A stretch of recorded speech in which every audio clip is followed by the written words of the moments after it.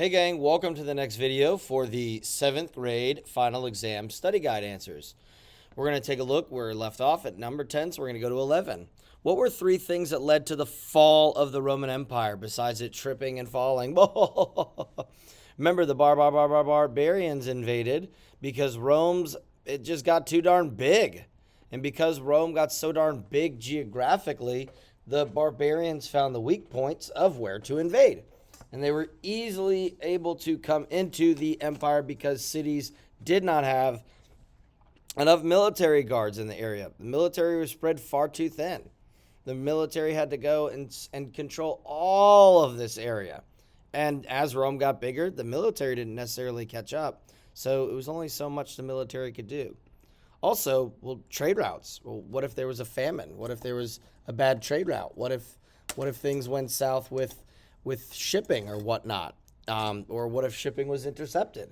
Then the trade routes would fail, and then the Romans wouldn't get the necessary supplies they needed. What about uprisings against the government?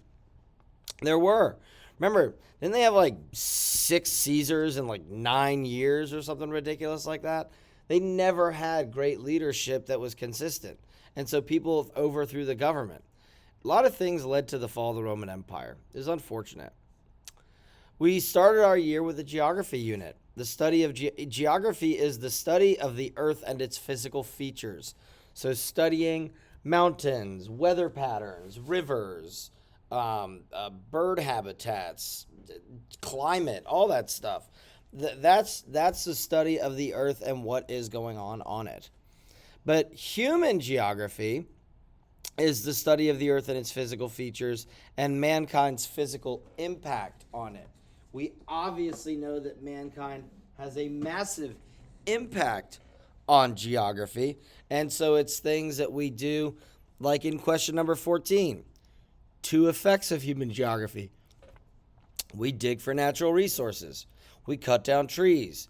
We mine for minerals. We build buildings, which destroys landscapes. We create canals, which changes river patterns. We build dams, which changes river patterns. We create nuclear power plants, which then generates, non-natural power. Bombs, remember bombs for World War II and World War I. The destruction of landscape and also pollution, climate change. We mine for oil. Pollution's a big thing. Building that canal between South and North America, we split a continent in half, 2 continents. So we have massive effects.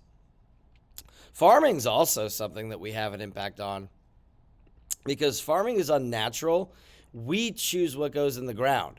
Rarely does food naturally grow anywhere anymore. We choose the water sources, meaning we dam up rivers and we irrigate farms by bringing water from outside areas that are not natural to the habitat of farming. California doesn't have that many rivers, okay? But we can dam rivers and we can build waterways that bring that water to California. And really, you think just magically all of those foods grow in California naturally? No way. We put that stuff there. We also choose the chemicals to treat the crops. It's not like crops are just pesticide free. No. We also change the soil and the landscape to farm. We have to put in certain soil and we have to cut down trees. I'm yawning. Sorry about that. In order to change the landscape, that's how we make farms. Putting up barbed wire changes the way we farm because animals had to roam freely and whatnot.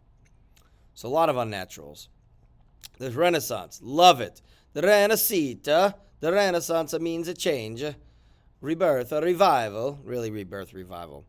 3 ways of why Renaissance art was better or different than the Middle Ages. Renaissance art, more realistic. You look at the David, you look at the School of Athens, you look at the Sistine Chapel, the ceiling of the Sistine Chapel. The colors are more vibrant. They're lighter. The people look like they're 3-dimensional. Often nude because of the celebration of the body. Calm down. They were drawn to scale. 3-dimensional. Not always religious works like the Middle Ages. The School of Athens is not a religious work. In the Middle Ages, God, the colors were so strong. and everyone was so rigid. It was so two-dimensional. I mean, the people looked bigger than the darn buildings. It just, ugh. And all of the art in the Middle Ages was religious, like all of it. So too much. I think I just did this. Renaissance, rebirth, a revival of the arts and literature, which happened during the Black Death. Luckily, the Black Death happened. Oh, here we go. The Black Death, the way it impacted Europe, it killed nearly a third of Europe, which was good because it gave us the Renaissance and it ended the Middle Ages. I mean, well, it's not, okay. It also proved to Europe that the church really didn't have all the answers. The church, pray harder, or do this, do that. None of that worked. People still died. So a third of Europe died because of this. And so the church didn't have all the answers. And people started to question the church. Villages were absolutely devastated. Serfs died. And if serfs died, where are you getting your food?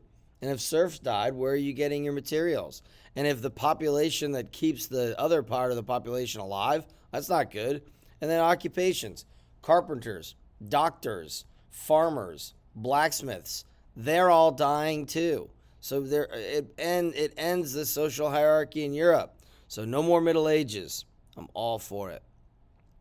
Number 19. Oh, we just look at this. Who did the people turn to the Black Death? The church and these plague doctors that looked all weird with beaks and stuff. They didn't know anything.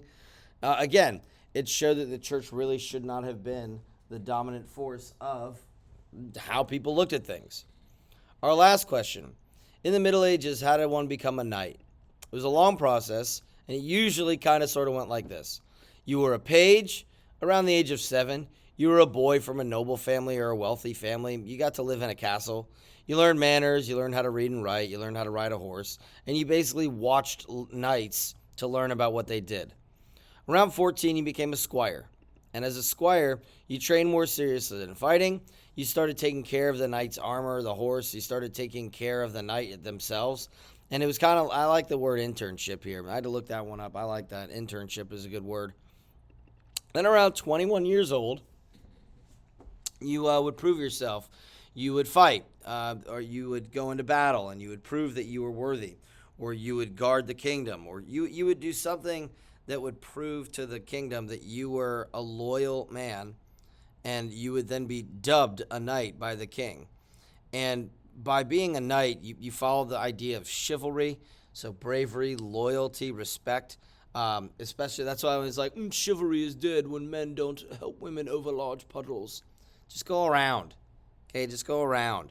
So knights are supposed to care for the women and the weak, and their loyalty and their fighting to die for the crown is what made them a knight.